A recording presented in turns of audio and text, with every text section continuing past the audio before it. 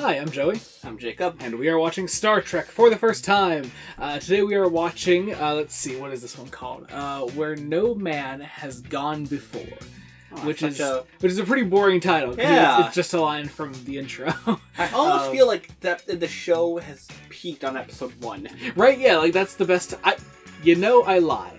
I'm not going to tell you what the next title is. It's even better than The Man Trap. I'll tell you that now. Okay. Alright, okay. I'm excited. It's pretty great. So, that'll be fun. Last time on Star Trek, we had our first, ship-only episode. Which, it was fine. Yeah, I don't think, that in particular is what hindered the episode. I think it was just the general themes of the episode. Yeah. As of right now, I think The Man Trap is definitely the stronger one. Oh, yeah. But, just so far, pre-episode 3 thoughts, episode 1 is the better of the first two. It's gonna take a lot to top the fun I had watching The Man Trap. Right. And here's the thing, if you swap these two episodes, like the first episode and the second episode, Charlie X was episode number 1, mm-hmm. I don't know how I'd feel. Yeah, right? I feel like Man Trap in many ways was kind of the perfect way to actually start the series. Yeah. Despite being a weird, unconventional episode thrown into any other TV show, it totally works, I think, for this. Yeah, totally. Especially as someone who has skipped the pilot. Yeah. The pilot doesn't technically count, in a way, because the pilot, as far as I know, gets retold in a later episode of this series. Right. So, anyway. Let's get into Where No Man Has Gone Before. You're going to see us in our post-episode thoughts, so let's get into that right now. Well, holy shit. That was such a great episode. Yeah? Oh yeah, my god. I would immediately inclined to agree. What? I don't know. I didn't think, the show, at least early on this, was capable of an episode that good. There was still, a fair bit of, 60s cheese in there. Yeah, it wasn't totally devoid of, 60s cheese, as you just put it. That was so fucking good. Gary Mitchell is the best villain we've had so far. He's only 3 episodes in, but, he's the best villain we've had so far, definitely. He doesn't feel Monster of the Week either, which is nice. Yeah, well, even right towards the end when they're he didn't ask for what happened to him. He's a victim of circumstance, I would say. Yeah. Oh, totally. Yeah. Oh wow. Okay. So this episode in a nutshell. I wish we got a little bit more on this. They find out the Valiant, which was a ship that went out that disappeared 200 years before the Enterprise set out. And and if I followed, it was supposed to be the first ship to go outside of the Milky Way galaxy. Mm-hmm. And it just disappeared when it hit this certain point. So the Enterprise goes through here, has presumably the same shit happen to them, and they turn back around. It sets off what does he say? Whatever journey was going to take a couple of days now, it will now take years. Yeah. Earth base is the ship, because we're not going to talk about the whole episode, obviously. Yeah. But the context is the Enterprise, its engines are blown or whatever, mm-hmm. and what would normally take a couple of days, maybe a week max, would take now years if they didn't hit a repair site. Yeah.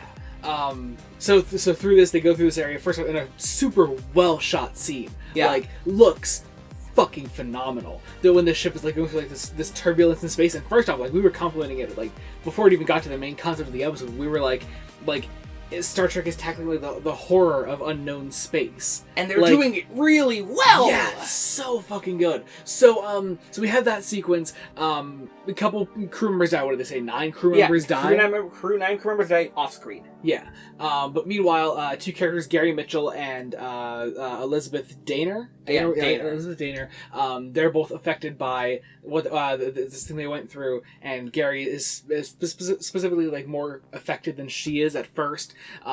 His eyes go all crystallized, and he's hospitalized and whatever. And we get this really great scene of this wonderful world building. We talk about Kirk and Gary's relationship. Mm-hmm. How they knew each other at the academy and what they were like when they were younger, and Gary, Kirk as a lieutenant, I really, really loved that. Getting to just know more about these characters' past. You really feel like you're getting to know these people as you're on this journey with them. Right, and this early on, that is vital. Yeah. So I really, really, especially because Kirk has been not much of a character so far. No. This I think is, for now at least, is Kirk's defining episode. I really, really love it. Yeah, because it's very Kirk-centric. He handles the situation at the end. Is McCoy even in this episode? I didn't see him at all. If he was in the scene, he was maybe in that first scene. Maybe, but yeah, but I didn't see him at all. If anything, we saw Sulu, and for the first time, we saw Scotty, who is a character that I'm vaguely familiar with, mostly just from the Spaceballs joke, I think. Yeah. Which is, yeah. But yeah, so we see them briefly, but Gary starts to, like, go insane. So we learn that, like, him and Elizabeth have, like, these ESP powers, and he's able to, like, start developing his more. He can, like, control things with his mind. He's not just able to see the future. He can, like, do all sorts of crazy shit with his mind. So what they plan to do then is to take him down to this planet and sort of just drop him off there forever. And just let him leave. Yeah, because they don't want to kill him, you know?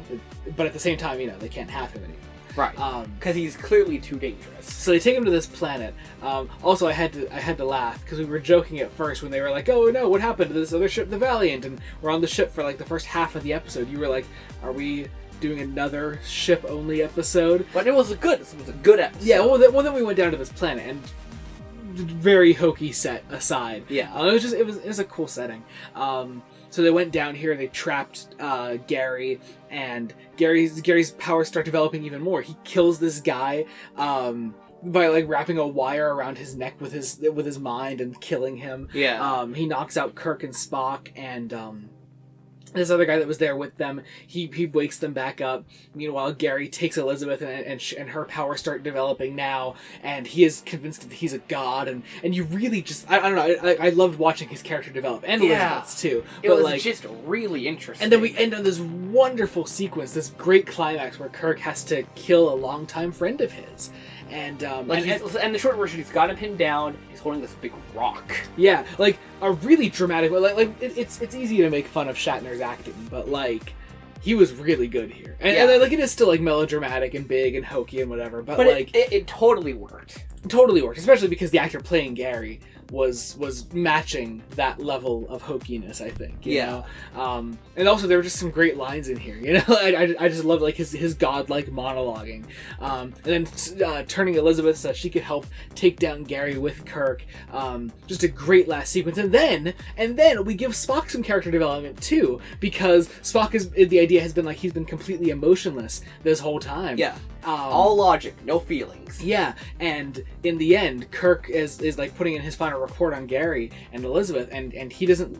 And he's what is it? Died in service. Yeah, he doesn't besmirch Gary in his final. And how he will be known when people look at like the records of Gary Mitchell, like they won't see that he turned into this horrible monster in the end. And Spock says like I even felt for him. And Kirk says, "There's hope for you yet, Mr. Spock." And like it's a really nice moment for him too. Yeah.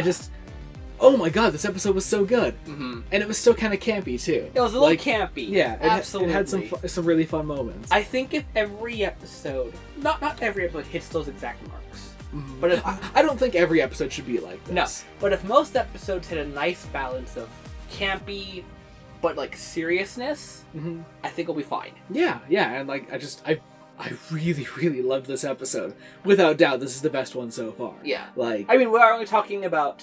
We're talking about the first three episodes. The first three episodes. You know, that's it. This is like the vital content that needs to get someone into the show. Yeah. Like, if I were picking and choosing and saying, like, if you want to watch a classic Star Trek, here are the ones that get you into it, like, this would be first on my list. Mm-hmm.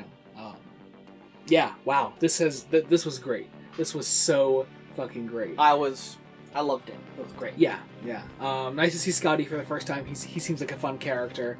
We got a little bit of George Takei in there. Not a lot. Yeah. But it's okay. No Ahura and, like we said, no McCoy. And no Janice this time. No Janice this time. So that was interesting. But yeah, wow. I'm in awe of how good this was. And we're pretty early on to be hitting this levels of good. Mm-hmm. At least in my opinion. I think next time we're gonna have a lot of fun. I'm not gonna tell you what the title is, but you'll find out next time. I'd say I like the surprise. It's very exciting. I'm so excited to read this title off to you. Anyway, I guess that about does it. This was so much fun. Like, I really loved this one. Wow. Okay. That was Where No Man Has Gone Before. Join us next week. As always, until next time, this has been Joey Morgan. I'm Jacob. Goodbye.